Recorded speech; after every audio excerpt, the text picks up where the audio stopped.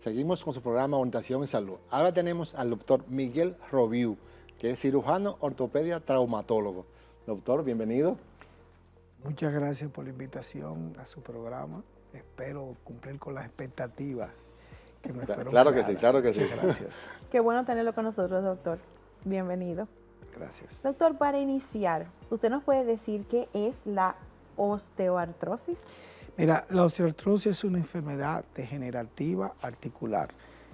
También se le conoce como no es una artritis, ¿eh? Es un proceso degenerativo articular que afecta el cartílago, que es lo que recubre la articulación, y el hueso que está debajo de ella.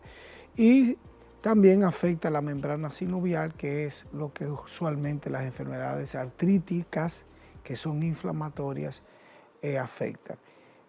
Por lo tanto, es un proceso un poquito diferente. Ok, o sea, que la artrosis no es lo mismo que la artritis. No, no es lo mismo. La artrosis es un proceso, como te explico, degenerativo del hueso y del cartílago. La artritis es un proceso inflamatorio que afecta secundariamente la articulación, o sea, el cartílago y el tejido óseo que está debajo de la articulación. ¿Cuáles articulaciones puede afectar más entonces? ¿A todas las articulaciones? Donde quiera que Mira, no, básicamente la artrosis o la enfermedad degenerativa articular, como también se le conoce, afecta sobre todo las articulaciones que soportan peso, rodilla, las caderas, la articulación coxofemoral y sobre todo también las manos.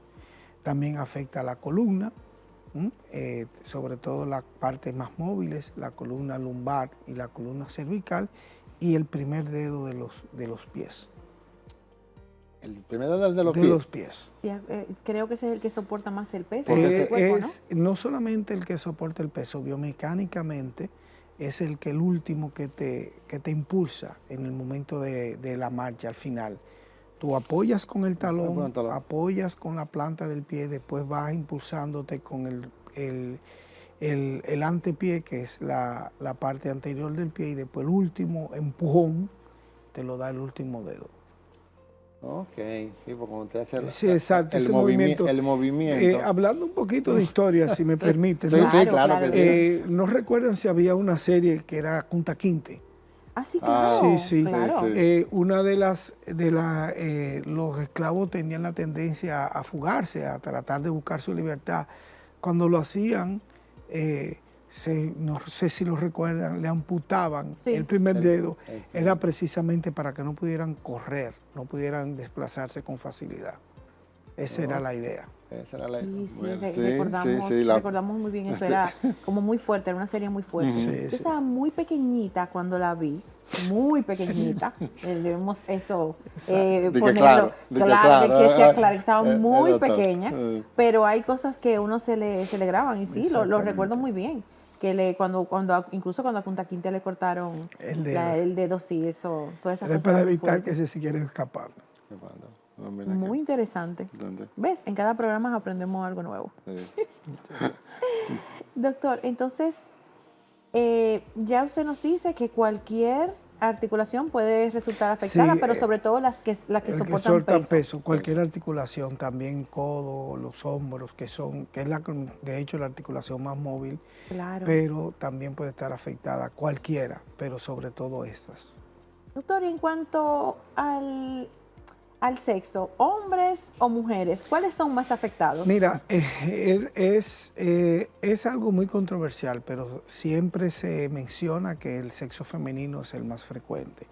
Algunos factores que mencionan son factores de tipo hormonales, porque esta enfermedad regularmente comienza su manifestación usualmente a los 40 años, pero hemos visto últimamente, ya esto es una experiencia de consultorio, de medicina basada en evidencia, que cada vez más personas de menor edad están comenzando a tener síntomas que nos orientan a una enfermedad degenerativa articular o una osteoartrosis, pero usualmente la vemos sobre los pacientes sobre los 40 años. Que usted la esté viendo como que en pacientes más jóvenes, ¿tendrá algo que ver con sedentarismo? Mira, es una observación. Yo toda mi vida practiqué deportes. Ya no lo hago como quisiera, ya me limito a hacer ejercicios en mi casa y caminatas diarias, pero practiqué baloncesto. Y el baloncesto te produce un impacto tremendo en las articulaciones, pero tú comienzas a sentirlo ya sobre los 40, 45 años. ¿Qué pasa? En estas generaciones, tú te das cuenta que no llevan una vida tan activa, llevan una vida muy sedentaria. De buena primera han aparecido una serie de ejercicios, el CrossFit, hay otros de muy alto impacto. Yo practiqué CrossFit en algún momento y sé el tipo de impacto que eso produce. Entonces, estas mujeres jóvenes, estos jóvenes, sobre todo del sexo femenino, comienza a hacer práctica deportiva a muy temprana, a muy dilatada edad, no a edad temprana. Y cuando eso ocurre, tu cuerpo no se acostumbra de una manera adecuada a ese impacto. Y eso va a producir un daño que no es lo mismo que una persona que ha hecho ejercicio toda su vida desde muy temprano. Hay una fortaleza del tejido óseo per se. De hecho, la mayoría de los seres humanos aumentan su masa ósea a medida que van creciendo con la actividad. Y esto está perfectamente documentado. Vuelvo y le pido permiso para hablar un poco sobre otro tema. Los astronautas cuando van al espacio, que duran un tiempo en el espacio, su masa ósea disminuye. ¿Por qué? Porque no están recibiendo el impacto de la atmósfera, no están recibiendo un estímulo que nos produce eso y eso disminuye su masa ósea. Y eso es lo que vemos, a mayor estímulo a una edad más temprana, tú tienes una mejor calidad de hueso y de articulaciones. Por eso es que es importante que los jóvenes comiencen una práctica muy temprana. Si usted nunca ha hecho deporte, comenzar una práctica paulatinamente. Hay personas que de buena primera deciden ir a un gimnasio a los 30 años y nunca han jugado, como digo yo, ni bolita. Y van 2 días y comienzan a tener un dolor y me duele aquí, entonces... Quizás es como empezar un poquito suave, doctor. Exactamente. O sea, yo voy y me subo en la caminadora. No, hay programas que te indican cómo tú comenzar a hacer un ejercicio. Una persona que ya ha hecho ejercicio anteriormente es mucho más fácil, porque los músculos tienen memoria, tienen la memoria de haber trabajado antes. Entonces, y aún así tú tienes que comenzar un programa de ejercicio. Te voy a dar un ejemplo rápido. Si yo decido ir a correr, comenzar a hacer un ejercicio de trotar, y nunca lo he hecho, yo no puedo salir el primer día porque sí y trotar 5 o 6 kilómetros, no puedo. Y si lo hago frecuentemente, mis articulaciones van a sufrir. Hay programas que te van orientando hacia ese tipo de ejercicios con el tiempo. Comienzas, te voy a dar un ejemplo de uno que quizás mucha gente conoce. Tú comienzas a caminar 2 minutos y a trotar 1. A caminar 2 minutos y a trotar 1 durante media hora. Y después va cambiando. Trota 2, camina 1. Y lo vas haciendo interdiario, es lo ideal. Y va cambiando. Cada 3 días va cambiando el tiempo, va cambiando el tiempo. Y cuando llega un momento, tú estás corriendo 15 minutos y caminando 1. Pero es un proceso que usualmente dura unas 4 o 5 semanas, dependiendo de cada quien. ¿Y qué te garantiza eso? Que tú vas haciendo un ejercicio paulatino, donde tú vas acondicionando tu organismo, tus músculos, tus articulaciones, y no vas a sufrir ningún dolor. Cuando tú haces eso de manera repentina, brusca, tú te puedes lastimar, te dan dolores que no tienen por qué tenerlos, y al final uno termina dejando el ejercicio. No, esto no es para mí, no puedo seguir haciéndolo eso. Entonces, si usted va a hacer un programa de ejercicio, no importa el que sea, y la edad que usted tenga, aún teniendo memoria muscular, usted tiene que hacerlo de manera paulatina hasta poder entrar de lleno a ese deporte. Sí, mi pregunta viene por ahí, que es que tiene que ver con el ejercicio, ya usted me la contestó. Es cierto lo que usted dice, ejemplo, cuando yo fui al gimnasio, a que me apunté en el gimnasio, hacía mucho que no iba, el hombre me puso unos ejercicios y digo, espérate, que yo no vine aquí a ponerme yo no voy para un concurso mañana. Schwarzenegger, ni a ponerme fit como está de moda mañana. Yo vine aquí por salud, para uno. Eso es al pasito, eso no me ponga una pesa de qué sé yo cuánto. Sí, porque desde el día 1 sí, quieren que uno, o sea, quieren que uno comience como que uno tiene años. Sí, claro. Entonces, eso es muy importante saberlo, como te dice. O sea, no podemos comenzar a levantar 100 libras, 100 libras. No podemos, aunque quizás podamos hacerlo una o dos veces. Exacto. Pero el ejercicio continuo te puede llevar inclusive a lastimarte. Ahora, doctor, que se usa mucho correr los 5K, los 10K. Entonces, si yo nunca he hecho ejercicio, veo que mis amigos están en eso, yo ahorita quiero salir corriendo para hacerlo, pero no es lo correcto. No, no es lo correcto. Inclusive hay grupos de jóvenes, y no tan jóvenes, que tienen, que se unen a correr. Entonces, lo ideal es que tú te unas a esos grupos y que te vayan llevando paulatinamente hasta tu correrlo. Yo hice muchas carreras de 10 kilómetros, muchas. Llega un momento que bajamos un poco la velocidad. Doctor, dígame una cosa, ¿es igual un paciente de Estados Unidos o de otro lugar a los latinoamericanos? ¿Hay algún estudio que diga que en Latinoamérica se produce más este tipo de afección? Mira, es muy visto que hay grupos étnicos que tienen tendencia a producir o a padecer cierto tipo de trastornos. Usualmente los latinoamericanos para este tema tenemos un poquito más de propensión. Tiene que ver eso con los hábitos de alimentación, tiene que ver esto con los hábitos de hacer ejercicio. O sea, son factores que merecen ser estudiados, pero se ve que con lo que se ha hecho observacionalmente, que es mucho más, nosotros los latinos somos mucho más propensos a tener este tipo de padecimiento. Quizás sea producto de la genética. Recuérdense que los latinoamericanos somos mezcla de razas por las migraciones. El norteamericano anglosajón no es tan propenso. Se habla que el de tez oscura quizás un poquito más. O sea, realmente se ve que hay una propensión, pero el estudio serio, observacional, que se debe realizar, quizás lo estén haciendo, quizás no tenga el documento en la mano. Sí, porque sería interesante. Sería interesante poder determinar esos tipos de factores. Lo que sí sabemos es que hay una mayor propensión, lo vemos con más frecuencia en los latinos. Entonces, aparte de los ejercicios que hablamos ahorita, la edad específica es después de los 40. Mira, aparte de eso, la edad con que tú comienzas a ver las manifestaciones de este tipo de padecimiento usualmente es después de los 40 años. Es la edad más común, es lo que tú ves más en tu consultorio, es lo que tú ves más en el día a día. Pero no quiere decir que una persona de menor edad te presente síntomas iniciales de este padecimiento.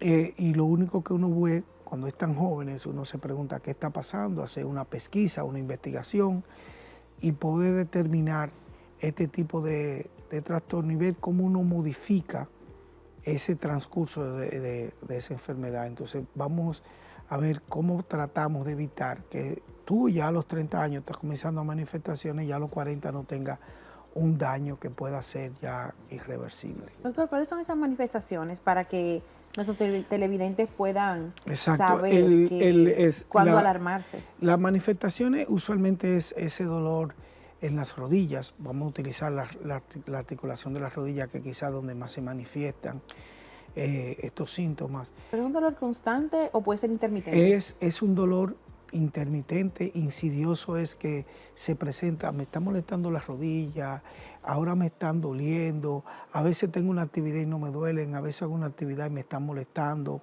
pero cuando me descanso el dolor se me mejora.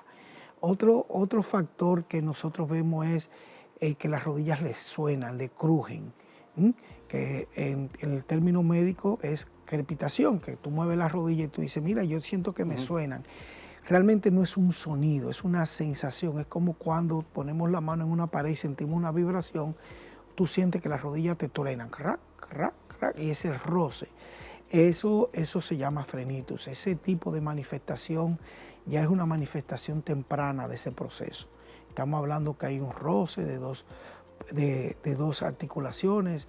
Algunos dicen, me falta lubricación, me estoy oxidando. no está lejos de la verdad. Bueno, doctor, es que usted sabe que después que uno pasa de 30, se pone crujiente. Se pone crujiente. O sea, todo comienza a crack. Y después de los 50 nos ponemos bien duros. No nos podemos ni mover. Ni mover. Sí, comienza a sonar un pie, una mano, que a veces hasta la persona de al lado dice, oye, ¿qué fue lo que sonó ahí? Uno lo que le dice es, mira, puede sonar, las articulaciones tienen tendencia a sonar, la gente le gusta tronarse, las suenan. El tema es, ¿por qué tú quieres que suenen? Si no te suenan de manera natural, no estés buscando que suenen. Por ejemplo, tronarse los dedos, eso produce, es un microtrauma daña el cartílago. Si no es necesario, pues no lo haga, porque usted está produciendo un microtrauma que quizás eventualmente usted vaya a desarrollar un proceso degenerativo articular, que eso es importante tenerlo en cuenta, porque las manos también producen sus procesos. ¿Pero tenemos algún tratamiento para eso? ¿Algún? Tratamiento. Claro, mira, lo primero para curarse. es... No, vacunas no tenemos, por desgracia. Hay muchas vacunas para muchas cosas, pero no para esto. Pero sí podemos tener prevención. Okay. En este caso, evitar el microtrauma, mantener un buen balance de alimentación, no estar en sobrepeso, la obesidad es un factor de riesgo importante, hacer ejercicio de manera constante, ya después de cierta edad evitar los ejercicios de impacto, porque tú no le vas a decir a un baloncelista, no haga ejercicio de impacto si ese es su deporte, de eso vive, pero ya después de cierta edad ir variando la forma en que nos ejercitamos. No es que lo dejemos de hacer, es ir cronológicamente de acuerdo a nuestra edad, ir haciendo los ejercicios, aunque se ha visto que hay personas que ya a una edad muy dilatada no tienen estas manifestaciones, que son los menos. Se habla que a los 70 años el 80% de la población va a tener una enfermedad degenerativa articular, pero hay un 30% que va a tener manifestaciones mínimas o ninguna. Dichosos ellos, pero hay un 70% que vamos a tener ese tipo de manifestaciones. Aparte de la obesidad, ¿alguna enfermedad que pueda...? Sí, se relaciona con enfermedades metabólicas, enfermedades que produzcan microtraumas, la diabetes, las enfermedades que afectan el cartílago, son factores predisponentes, no quiere decir que usted va a tener. No es una sentencia. No es una sentencia. Pero sí hay más posibilidades. Pero exacto, en los estudios que se han realizado hay muchos factores de riesgo que están entrelazados, que pueden provocar la enfermedad, pero al mismo tiempo esos mismos factores ayudan al desarrollo de la enfermedad. Porque es una enfermedad que cuando ya se manifiesta no tiene una cura, no tiene una regresión, pero podemos cambiar la ruta de esa enfermedad para que no llegue a ser invalidante, haciendo ejercicios, fortalecimiento muscular, variando nuestra forma de hacer los ejercicios. Una de las cosas que yo veo en la consulta es esas personas que están acostumbradas a correr constantemente, ya 45 o 55 años, y te dicen, me duelen las rodillas, pero si yo dejo de correr, me da una ansiedad. Entonces esas personas también necesitan un apoyo de otro tipo para poder pensar que yo no quiero que tú seas inactivo, yo lo que quiero es que tú varíes tu proceso de hacer ejercicio. Otra alternativa. Tenemos que cambiar el ejercicio de impacto por un ejercicio de bajo impacto. Puede ser bicicleta, puede ser natación, pueden ser caminatas. O sea, ir variando nuestra forma de ejercitarnos, pero no dejar de hacer ejercicio. Podemos hacer fortalecimiento muscular con pesa, con resistencia. Hay muchas maneras en que usted puede mantener una vida activa, sana, con una buena alimentación, evitando esos factores que propician el desarrollo de la enfermedad. Doctor, y en cuanto al parte del tratamiento, podemos decir, ¿generalmente es quirúrgico o no siempre se opera? No siempre se opera. Si logramos modificar el proceso de la enfermedad, porque ya la cirugía es prácticamente la enfermedad degenerativa articular en la mayoría de los casos, porque hay casos en que los pacientes no necesariamente se opera ya porque es lo último, sino es una alternativa. Un ejemplo, los pacientes con deformidades de las rodillas, que tienen las deformidades, que tienen las rodillas muy separadas o muy juntas, Eso es lo que nosotros conocemos en el término médico como el varo. El varo es la rodilla muy separadas, que es lo que nosotros conocemos como el gambao. Y el valgo, que es el que tiene las rodillas muy juntas, que es el corombo. O sea, ese es un factor de riesgo. Entonces, ¿qué pasa con muchos de esos pacientes? Muchos de esos pacientes comienzan a tener a una edad temprana dolores de rodilla y uno se da cuenta que tienen una deformidad que hay que corregir. Ahí se hace un corte en el hueso, se alinea la articulación, mejora el apoyo y es una manera de tú evitar la progresión de la enfermedad. También ya en otras etapas pueden hacerse artroscopías, que son a través de las rodillas, sobre todo, también se hacen las caderas, y se hacen limpiezas articulares, se retiran fragmentos que puedan estar libres, se pueden hacer otro tipo de estímulos y se hacen lavados. Eso ayuda a que mejore el dolor. Pero ya cuando la artrosis está en su cuarta etapa, pues está dividida en 4 etapas, ya que hay un daño articular con pinzamiento, es que ya la articulación está tan estrecha que hay un roce que produce un dolor que inclusive puede ser un dolor nocturno, ya cuando tú te vas a acostar. Fíjate que yo te dije al principio, el dolor cuando tú estás en reposo no te duele, pero ya ese dolor cuando tú vas y te acuestas, que es tu hora de descanso, ese dolor en las rodillas, ya está en una etapa muy avanzada.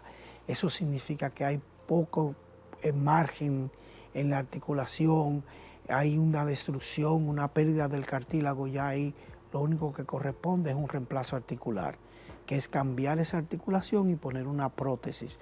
En el caso de las rodillas se utilizan 3 componentes, a veces un cuarto, uno para los cóndilos femorales, para el fémur, otro para la tibia, que es de metal, y en el medio de ellos un insert plástico. Y también se puede reemplazar la rótula cuando es necesario. Y ahí se acabó la artrosis, eliminamos el proceso, pero ya es una etapa muy avanzada. Ya es cuando ya hemos agotado todos los recursos, donde ya el paciente no responde a ningún tipo de tratamiento. Doctor Rubio, el tema estuvo muy interesante, el tiempo de televisión es corto. Sí. Esperemos una segunda oportunidad para que usted nos venga a hablar sobre... El doctor nos dio muchos tips y nos dio bastantes recomendaciones sobre cómo cuidarnos, prevenir, etcétera. Sí, queremos darle las gracias. No, gracias a ti y a mí. Yo siempre tengo miedo escénico, pero yo no sé pero lo disimula. Yo no sé por qué tengo miedo escénico, aunque usted no lo crea, yo me senté aquí y los latidos de mi corazón estaban a millón.